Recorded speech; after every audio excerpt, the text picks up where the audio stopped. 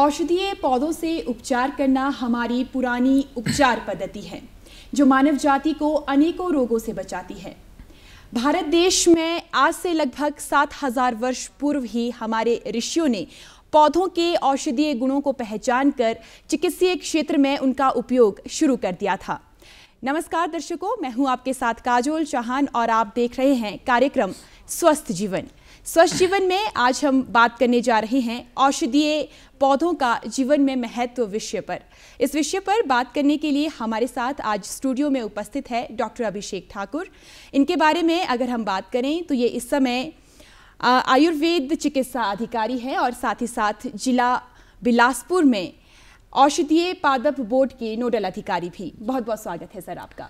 आपका बहुत बहुत धन्यवाद एवं अभिनंदन मुझे यहाँ बुलाने के लिए। जी, जिस तरीके से हम लोग आज बात कर रहे हैं औषधीय पौधों पर, सबसे पहला सवाल, औषधीय पौधों का हमारे जीवन में क्या महत्व है और इसके बारे में थोड़ा सा परिचय हमारे दर्शकों को दें। चलिए शुरुआत करते हैं कि सबसे पहले मैं ये बताना चाहता हूँ कि औषधीय पौधे जो हैं वो क्या हैं। कोई भी पेड़, कोई भी पौधा, कोई भी लता, कोई भी क्षुप या कोई भी जो धरती पर जितने भी हमें हरे भरे पेड़ पौधे के रूप में जितने भी हमें द्रव्य दिखते हैं और उसको जब हम जो है वो रोग शांतियार्थ, रोग निवारणार्थ जो है वो हम उसको दवाई के तौर पर प्रयुक्त करते हैं तो उस द्रव्य को जो है हम औषधि बोलते हैं। अब आप पूछ रहे हैं कि औषधीय पौधों का महत्व क्या है, तो बहुत सारे ऐसे साक्ष्य हैं जो प्रमाणिक हैं और हमारे जब से सृष्टि का जो सृजन हुआ है उसी समय से जो है वो व्याधि के निवारणार्थ जो है, रोग शांतियार्थ जो है वो वनस्पति द्रव्यों का जो है वो औषधि के रूप में प्रयोग किया जा रहा है, जो कि आज तक भी चलता आ रहा है। और मैं ये यहाँ कहना चाहता हूँ कि हमारा जो भारत देश है, इस भारत देश जो है वो एक हमारी इस प्रभावशाली जो चिकित्सा पद्धति है, प्रभावशाली जो चिकित्सा की जो ये विरासत है, उसका एक गौरवशाली जो है वो स्वामित्व है, जिसे हम एक प्राइड ओनर कहते हैं। ये हमारे भारत की एक विरासत है। ऋषि मुनियों के द्वारा जो है ये स्थापित की गई और प्रचलित की गई ये औषधीय जो जड़ी बूटियों से जो प्रचलित चिकित्सा है वो है। बिल्कुल, आपने कहा कि पारंपरिक तौर पर हम इसे इस्तेमाल कर रहे हैं जी। तो पारंपरिक तौर पर इस्तेमाल तो हम कर रहे हैं और किस तरह से इस्तेमाल कर रहे हैं ये भी बताएं, और आने वाले युग में आप किस तरह से औषधीय पौधों या फिर जड़ी बूटियों को देख रहे हैं। मैं उदाहरण के तौर पर इसको आपको बताना चाहता हूँ। मैं, जैसे आपने मेरे परिचय में बताया कि मैं जिला बिलासपुर से आता हूँ, तो जिला बिलासपुर में एक पारंपरिक चिकित्सा पद्धति के संदर्भ में एक कहावत है और वहाँ वो बोलते हैं कि जिथी बणा बसूटी बरया उथी माणू किया मरया। तो ये बहुत ही एक लाजवाब है और आप इसको समझ सकते हैं कि जहाँ पे बना जो है एक निर्गुंडी औषधीय पौधा है, बसूटी जो है एक वासा है, एडाथोडा वेसाइका इसका बॉटनिकल नेम है, और वरा को हम दो भागों में जो है वो ग्रहण करते हैं, लेते हैं। एक तो इसमें त्रिफला हम लेते हैं जिसमें हरड़, भेड़ा और आंवला होता है, और दूसरा इसे जो है वो वरा घोड़वच नाम से एक औषधि होती है। तो ये माना जाता था कि जिस घर में पुराने टाइम में ये सारी की सारी औषधियाँ होती थी वहाँ पे रोग जो थे वो दूर दूर तक नहीं आते थे। तो ये हमारी पुरानी जो आपने कहा कि संस्कृति की विरासत के तौर पर पारंपरिक चिकित्सा थी जिसे हमारे बुजुर्गों ने, ऋषि मुनियों ने अपनाया जी। तो आज के ज़माने में हम लोगों को किस तरह से इस विषय पर जागरूक कर सकते हैं कि आप औषधीय पौधों को अपने घर पर लगाएं और इसका उपयोग भी करें। मैं आपको ये बताना चाहता हूँ कि पोस्ट कोविड दौर में, कोविड के बाद में जो है वो पूरी दुनिया ने देखा कि औषधीय पौधों का क्या महत्व है। पूरी दुनिया ने जो है वो एक आयुर्वेद का एक काढ़ा था जो जड़ी बूटी थी उसको पिया और अपना रोग प्रतिरोधक क्षमता बढ़ाई। तो मैं तो ये संदेश में देना चाहूँगा अपनी तरफ से, विभाग की तरफ से, अपनी इस जो हमारी पद्धति है उसकी तरफ से, कि आपको कुछ पौधे हैं जो अपने किचन गार्डन में नित्य लगाने चाहिए। तुलसी हो गया, लहसुन हो गया, आपका हल्दी हो गई, ठीक है जी, अदरक हो गया, और जैसे लेमन ग्रास है। तो ये छोटे छोटे औषधीय पादप हैं। अगर आप इनको लगाते हैं तो ये हमारे किचन गार्डन में मसालों के तौर पे भी प्रयुक्त होते हैं, और अगर आप नित्य इनका भक्षण करते हैं तो ये आपकी रोग प्रतिरोधक क्षमता को बढ़ाने में ये बहुत ही लाजवाब जो है वो अपना रोल अदा करते हैं जी।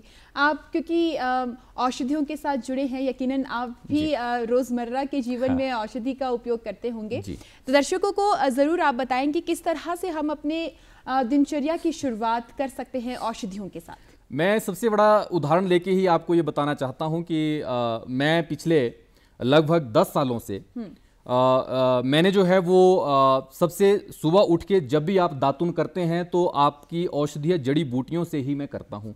मैं किसी भी प्रकार का आधुनिक मैं नाम नहीं लेना चाहता हूं, जितने भी आधुनिक आजकल मार्केट में उपलब्ध हैं तो मैं वो नहीं करता हूं।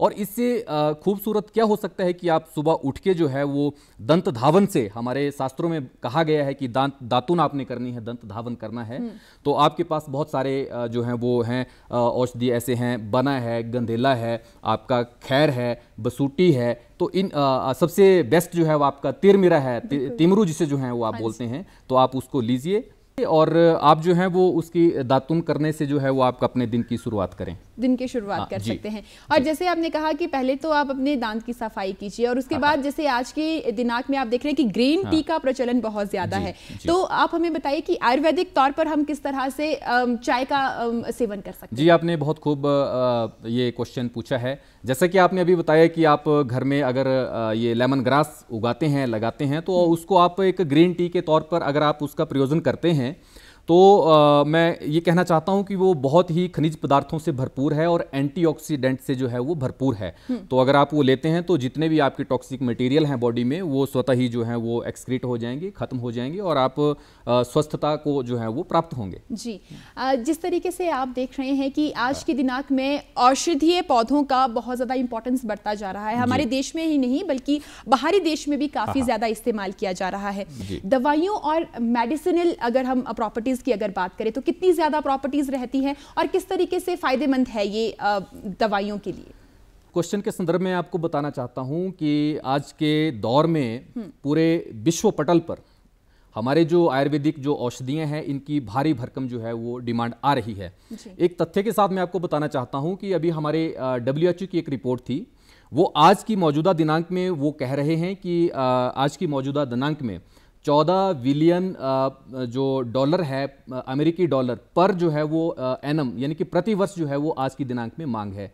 और यही मांग जो है अगर हम बात करते हैं 2050 की 2050 की, तो ये 5 ट्रिलियन जो है वो आपका अमेरिकी डॉलर प्रति वर्ष जो है वो रहने की संभावना है, जो कि दिन बाई दिन जो है अगर हम इसे सालाना कहें तो 20 से 25% सालाना जो है ये इंक्रीज हो रहा है जी। तो आप स्वतः समझ सकते हैं कि कितना इंपॉर्टेंस जो है वो हर्बल मार्केट का इस टाइम है इस समय। और मैं इन दवाइयों की विशेषता के बारे में भी जानना चाहूंगी, क्योंकि आपने देखा होगा कई दवाइयों के बहुत से साइड इफेक्ट्स रहते हैं।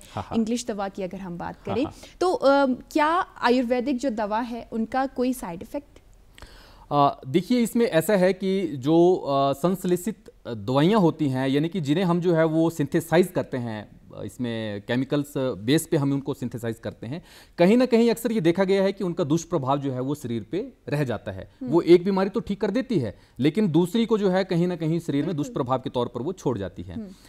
अब अगर हम बात करें हर्बल मेडिसिन की, तो हर्बल मेडिसिन का एज पर जो है वो कोई इतना ज़्यादा नुकसान या साइड इफेक्ट जिसे हम दुष्प्रभाव बोलते हैं वो नहीं रहता है, और अगर कहीं थोड़ा बहुत वो रिपोर्टेड है भी तो वो बहुत ऑलमोस्ट निग्लिजिबल है। तो इसे हम जो है वो सेफ साइड रख के जो है वो इसे मान के चल सकते हैं जी। तो किसी भी उम्र के व्यक्ति को किसी भी तरह की, ये सबसे आपने एक सुनहरी तथ्य मैं यहाँ पे रखना चाहता हूँ कि किसी भी लिंग वय के मतलब स्वतंत्रता से जो है वो आप इस औषधीय को जो है वो यूज़ कर सकते हैं। बुढ़ापे में भी आप इसे यूज़ कर सकते हैं।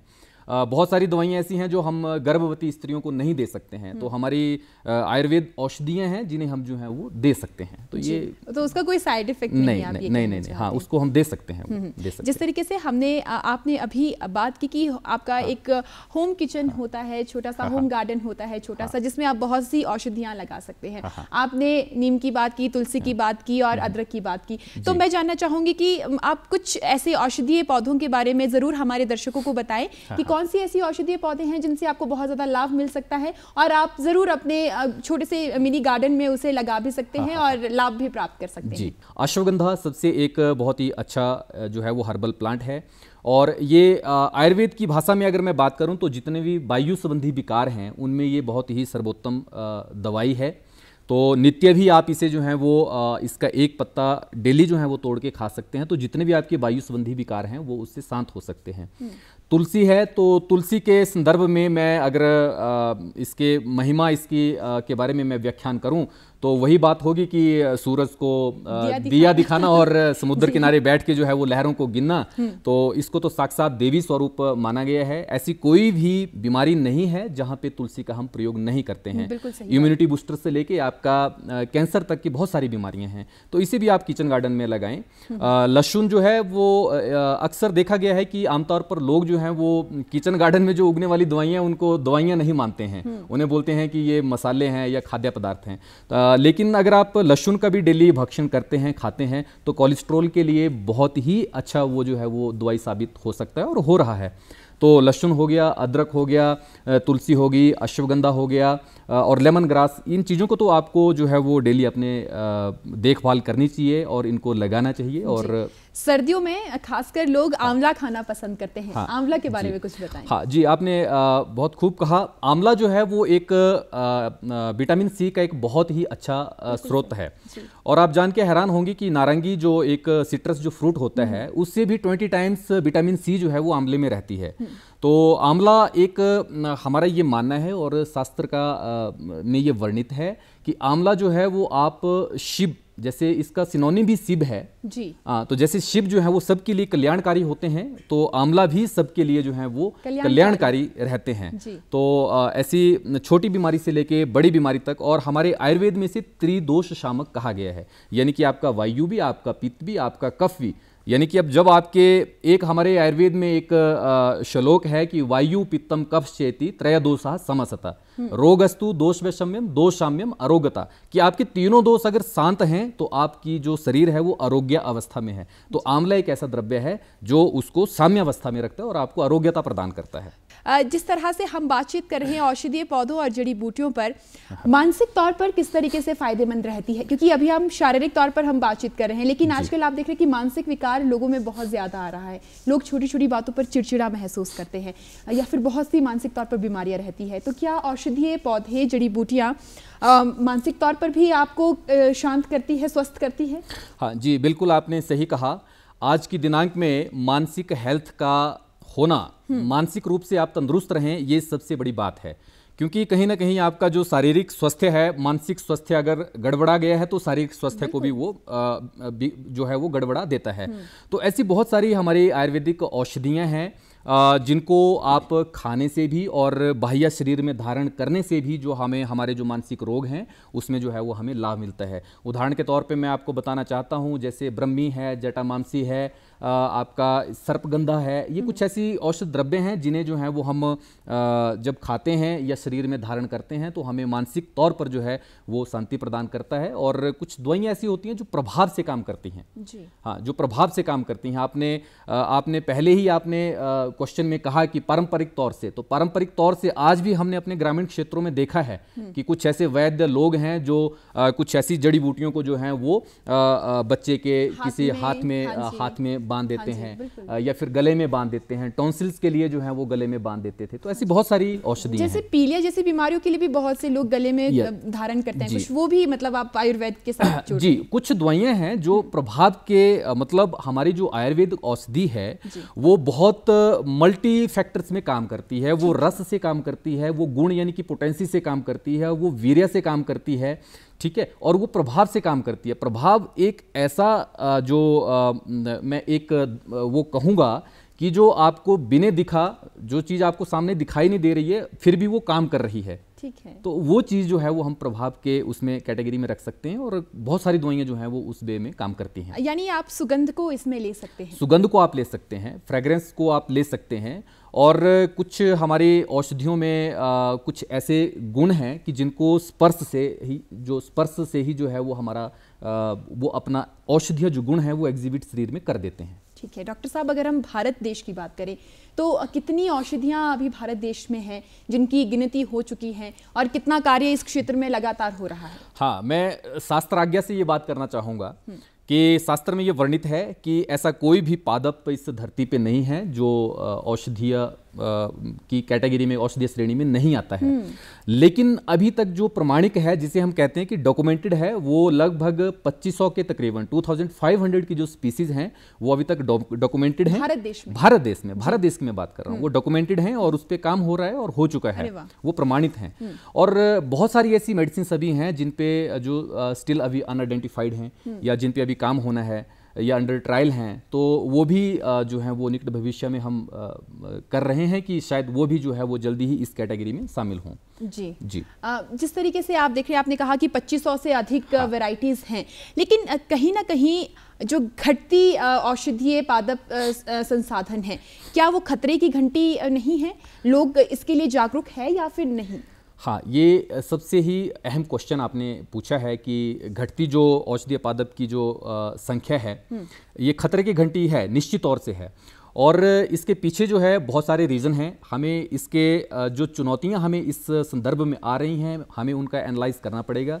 सबसे बड़ी जो चुनौतियां हैं, क्योंकि हम देखते हैं कि हमारी जो बहुत सारी जो औषधियां हैं वो जंगलों से हमें प्राप्त होती हैं, तो जिन लोगों को उसके बारे में पता होता है वो वहाँ से उसका दोहन करके जो है वो आगे मार्केट में सप्लाई करता जाता है, लेकिन बदले में जो है वहाँ पे उसकी ग्रोथ नहीं करता है, उगाता नहीं है। तो होना क्या चाहिए कि हमें जो है वो एक प्रॉपर अवेयरनेस करके सभी औषधीय पौधे जितने भी, चाहे वो परंपरागत तरीके से हैं या सिस्टमेटिकली हैं या किसी भी स्तर पे हैं, हमें उनका जो है वो एक कैटेगरी बना के, हमें उनका जो है एक प्रॉपर जान पहचान आइडेंटिफिकेशंस करवा के जो है हम लोगों को जागरूक करें कि आप ज़्यादा से ज़्यादा उस औषधीय पौधों को क्षेत्रानुसार जो है वहाँ पे रोपें, उगाएं।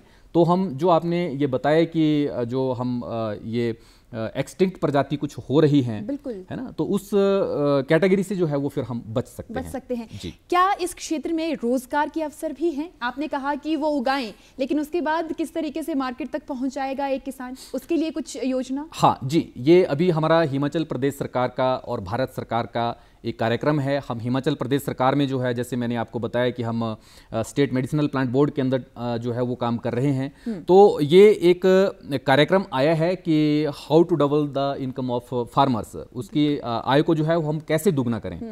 तो भारत सरकार और हिमाचल सरकार ने ये कहा है कि आप गांव में एक नियमित जो जगह है उसका एक क्लस्टर बना के, और उसमें जो है वो आप कुछ औषधीय दवाइयों को जो है वो उगाएं। तो जब जैसे किसान उनको उगाएंगे, एक तो ये औषधीय जो फसलें हैं ये बहुत बहुमूल्य होती हैं, तो उनकी आर्थिकी भी उससे सुदृढ़ होगी, और बदले में हमारा जो आयुर्वेद जगत की जो औषधीय जगत जो है, जो हमारा फार्मास्यूटिकल्स जो हब है, वो भी इससे पोटेंट होगा, क्योंकि हमारे पास जो है वो बिल्कुल प्योरेस्ट फॉर्म ऑफ मेडिसिन जो है वो मार्केट में आएगी। तो इसके लिए हिमाचल प्रदेश में कितने क्लस्टर अभी तक बने? हिमाचल प्रदेश में भिन्न भिन्न जिलों में क्षेत्रानुसार, जैसे मैं पहले भी बात कर रहा था, बहुत सारे इसमें क्लस्टर बने हैं। जैसे मैं अपने बिलासपुर की बात कर रहा हूँ, तो बिलासपुर में भी 2 क्लस्टर हैं, वहाँ पे तुलसी की खेती कर रहे हैं। अभी कुछ किसान हैं जो बोल रहे हैं कि अभी हमने जो है वो स्टीबिया पे एक क्लस्टर जो है वो स्टीबिया का उन्होंने उसमें करना है जी। हाँ, तो ये उनको निश्चित तौर से उनकी आर्थिकी को सुदृढ़ करेगा, और बदले में जो है वो हमारा जो आयुर्वेद जो जगत है उसको मजबूत बनाएगा, उसको शिखर पर ले जाएगा। बिल्कुल।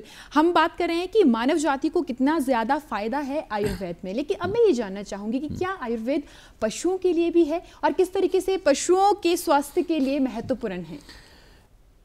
एक बार पुनः आपने महत्वपूर्ण क्वेश्चन किया है जी। हमारे आयुर्वेद में जो थी वो पहले बहुत सारी ब्रांचें होती थी। तो अश्व आयुर्वेद करके एक हमारा आयुर्वेद का एक अंग था, बिल्कुल अश्व आयुर्वेद। तो अश्व आयुर्वेद से आप स्वतः ही ये संज्ञान में आ जाता है कि अश्व आयुर्वेद मतलब एक ऐसी ब्रांच जो कि सभी मतलब वो पशुओं के लिए डेडिकेटेड थी।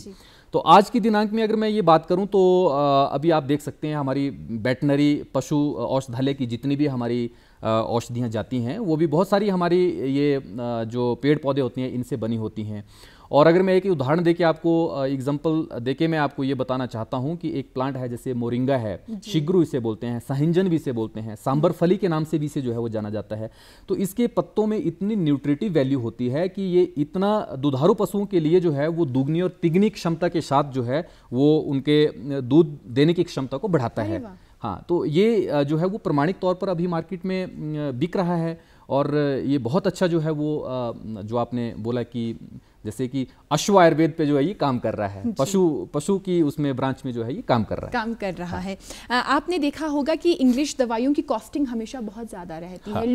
बहुत से लोग तो अप्रोच भी नहीं कर पाते हैं ऐसी दवाइयों को, लेकिन फिर भी स्वस्थ रहने के लिए करना पड़ता है। आयुर्वेद में किस तरीके से आप कार्य करते हैं, क्योंकि दवाइयों की जो कॉस्टिंग है, प्राइसिंग है, वो कैसी रहती है? इसमें कॉस्टिंग बताने से पहले मैं एक तथ्य जरूर पेश करना चाहूँगा। WHO की ही एक रिपोर्ट है, उनका ये मानना है कि पूरी दुनिया के 3/4 यानी कि लगभग आपके 80% जो पॉपुलेशन है वो आज भी औषधीय पौधों पे अपने स्वास्थ्य के लिए निर्भर है। ये WHO की रिपोर्ट है। और जैसा कि आपने कहा कि कॉस्टिंग है, जो संश्लेषित मेडिसिन हैं जो आप सिंथेसाइज करते हैं, मैंने कहीं एक आर्टिकल पढ़ा था, उसमें मैंने ये पढ़ रहा था कि जैसे एक ड्रग है, रिसरपाइन एक ड्रग है, उसको 1 ग्राम सिंथेसाइज करने के लिए आपको 25 रुपीज़ जो है वो कॉस्ट बैठता है। लेकिन आपको अगर यही मेडिसिन जो है वो प्लांट से क्रूड फॉर्म में या रॉ फॉर्म में आपने ये देना है तो 0.25 जो है वो पर ग्राम जो है वो कॉस्टिंग है। इसीलिए जो है वो WHO का आंकड़ा जो है वो इसको प्रमाणित करता है कि 80% ऑफ द पॉपुलेशन आज भी आयुर्वेद पे यानी कि हर्बल मेडिसिन पे डिपेंड है, ऑल ओवर वर्ल्ड में आप बात कर रहे हैं। लेकिन आज भी हम देख रहे हैं कि आयुर्वेद को छोड़कर लोग इंग्लिश दवाइयों की तरफ यानी अंग्रेजी दवाइयों की तरफ ज़्यादा बढ़ रहे हैं, तो उन्हें किस तरीके से हम लोग वापस वही पारंपरिक तौर पर खींचे कि आप आयुर्वेदा की तरफ बढ़ें और आयुर्वेदा में जाकर आपको स्वास्थ्य का लाभ नहीं मिलेगा? ये आधुनिक युग है और भागदौड़ की जिंदगी, लोग बहुत जल्दी से ठीक होना चाहते हैं। लोग जल्दी से ठीक होना चाहते हैं, भागदौड़ की जिंदगी है, टाइम किसी के पास है नहीं, जो है फटाफट वो गोली खा के सिर दर्द से आराम लेना चाहता है। लेकिन एक बात है कि हमें अपने स्वास्थ्य के बारे में हमें खुद जो है वो सोचना पड़ेगा। जैसा कि आपने कहा कि उस साइड भागते हैं लोग, जल्दी से आराम लेना चाहते हैं, वो मैं समझता हूँ कहीं ना कहीं लोगों में लैक ऑफ नॉलेज है, उनको इतना अवेयरनेस नहीं होती है कि मुझे उस दवाई के कुछ दुष्प्रभाव भी हो सकते हैं।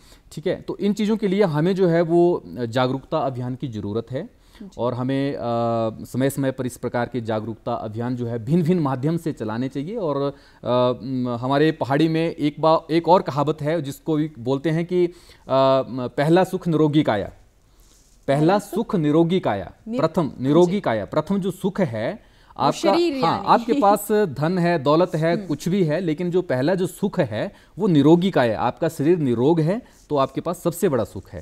तो वो तभी अचीव होगा जब आप इस आयुर्वेद की शरण में बिल्कुल शरण में जाएंगे। हाँ। डॉक्टर साहब बहुत बहुत शुक्रिया आपका, आप हमारे साथ जुड़े, बहुत अच्छे ढंग से आपने हमारे दर्शकों को बताया कि आयुर्वेदा हमारे जीवन में कितना ज्यादा महत्वपूर्ण भूमिका अदा करता है। बहुत बहुत शुक्रिया आपका। आभार जी। तो आप दर्शक अभी तक देख रहे थे औषधीय पौधों के बारे में हमने बातचीत की, इसके महत्व को समझा और डॉक्टर अभिषेक ठाकुर हमारे साथ जुड़े थे। तो आज के कार्यक्रम में बस इतना ही। मैं काजोल चौहान आपसे विदा लूंगी। नमस्कार।